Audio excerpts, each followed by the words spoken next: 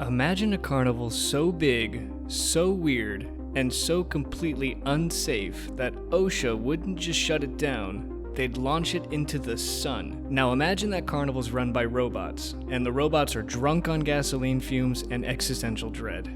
That's Robot Carnival, an anime from 1987 that you probably haven't seen unless you were an insomniac with access to obscure VHS imports or you were just, that friend. Robot Carnival is a Japanese animated anthology that is 9 short films from 8 different directors, and it came out during what I would like to call the golden age of Japan is going through some things animation. Produced by Studio APPP, the same studio that would later give us Project A-ko and Gogol 13, it's essentially a who's who's of late 80s anime talent, many of them making their directorial debut.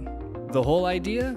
Let's give a bunch of animators free rein to make whatever the hell they want about robots and carnivals. No rules, no committee notes, just pure creative chaos. Which is how we end up with everything from Disney on Acid musicals to war as hell mecha drama to a segment that's basically Pinocchio, but if Geppetto was into steampunk taxidermy.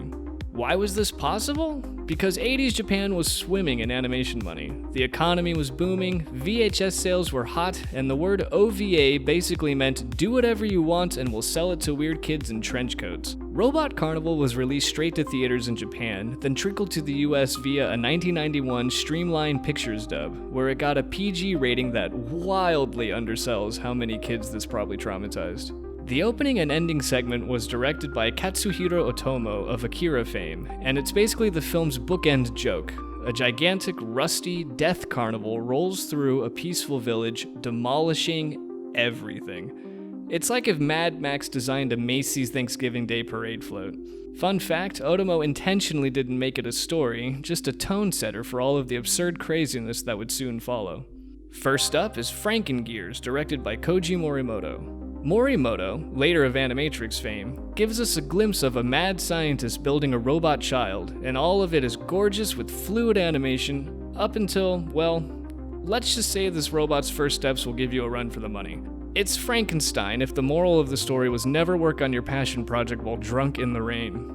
Next up is Deprive by Hidetoshi Omori, and it is the most 80s action anime segment in this whole film. Laser battles, muscle-bound cyborgs, kidnapped girl, and one incredible soundtrack. There is 0 character development, but my god does it move. Presence by Yasuomi Umetsu is the artsy one. A lonely man builds a female android and then freaks out when she develops emotions. It's tender, sad, and a little creepy, which is basically Umetsu's brand given that later he made Kite. This one is also the poster child of the film used in most of the advertising that you will find for it. Then we have Starlight Angel, directed by Atsuko Fukushima. 2 teenage girls go to a theme park, one of them sees her boyfriend cheating, and then, naturally, robots attack. The emotional whiplash is hard on this one, and it should come with a chiropractor's note. Cloud by Mao Lambdo is about a robot that walks through history, watching the rise and fall of humanity. No dialogue, just music and visuals. It's meditative, gorgeous, and the exact point where 12-year-old me would go, okay, time to get some snacks, let's take a break. Following that is A Tale of Two Robots by Hiroyuki Kitakubo. 2 giant mechs fight in Meiji-era Japan, and it's played like an old silent comedy. If Buster Keaton directed Pacific Rim, this is what you'd get. It's a real zany idea that, honestly, just works. This all takes us to the ending. Remember that giant death carnival from the start? Yeah, it comes back. But this time, karma strikes. Otomo closes the loop, and I won't spoil it, but let's just say gravity finally gets its revenge. Now here's what makes Robot Carnival so fascinating. It's not one story, but a time capsule.